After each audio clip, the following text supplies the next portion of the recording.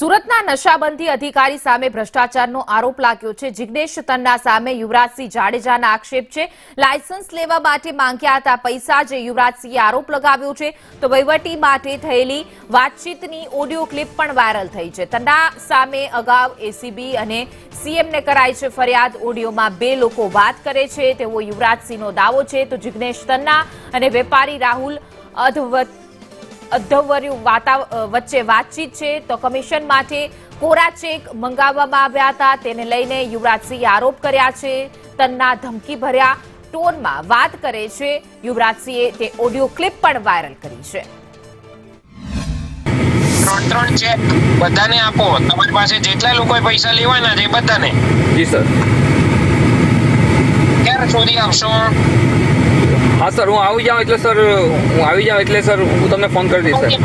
પહેલા જોઈએ છે, પહેલા જોઈએ છે શુક્રવારે સર રાત્રે હું હાજે આવી જઈશ સર। રાત્રે શુક્રવારે રાતે કરો, સાંજે કરો, ગમે કરો, બરોબર। શનિ રવિ તો છે જ, બરોબર। ચેક લખવામાં કઈ એવું તો ના હોય કે વર્કિંગ ડે જોઈએ, બરોબર।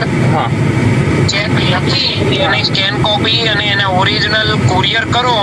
પેલા લક્ષને કરો, પેલા સુનિલને કરો અને ગુલાબભાઈને કરો।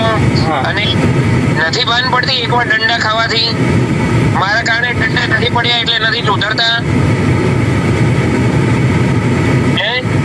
બરોબર। એટલે બધાને એટલું તો થાય કે કઈક એમની પાસે છે। હવે કોર્પોરેશન નું અને ચાલુ બેંક નું આપજો, ઓલું ફ્રોડ બેંક નું ના આપતા, નહીં તો ફ્રોડ નો કેસ બીજો થશે। જી સર।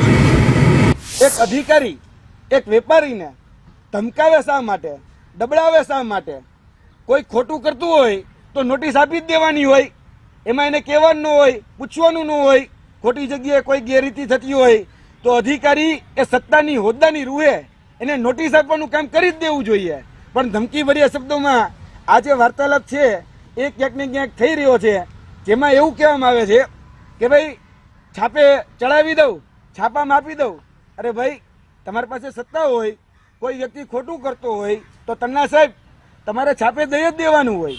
અને તમે શા માટે ભાઈ સામેવાળા વ્યક્તિને કહો કે તમે કરવું છો? તમે જાણો છો એના વ્યવહારથી જે કરવું હોય તો પણ તમારે એની પર એક્શન લેવા જોઈએ।